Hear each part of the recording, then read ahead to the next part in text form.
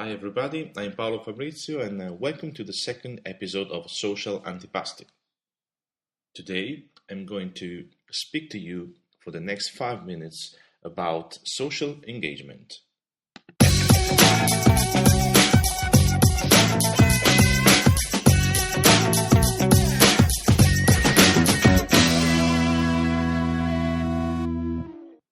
Engagement. That's one of the most used words when we talk about social media and business in general. But how do we try to engage other users and why are we trying to engage them?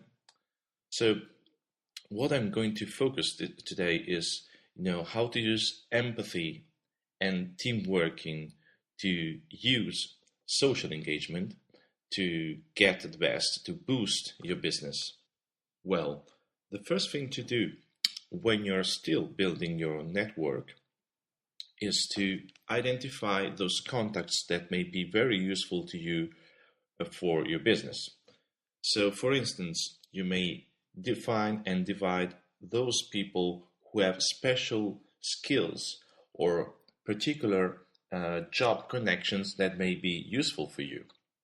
After doing that, you should try to get in touch with them um, using the special connections that you have in common or the same experience that you had in the same areas of business.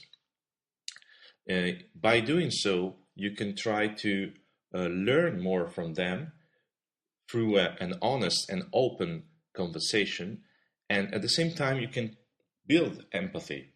Empathy is, something that is not technical, is a feeling, is a mutual feeling that's based on trust.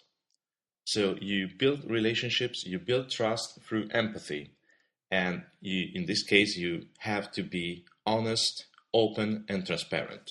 That's important. If you are a blogger, for instance, or if you just use social networks in common with the connection that we are talking about and the connection you want to nurture, you can try to share with those connections some posts that may be useful, especially useful for them, or to send them a copy of your latest blog post that may be interesting for their business. So, this is a very useful technique that giving something for free that can be useful for others. I think that's the rule one being social, talking about social media. And that's a very important rule either for companies and for professionals or for freelancers.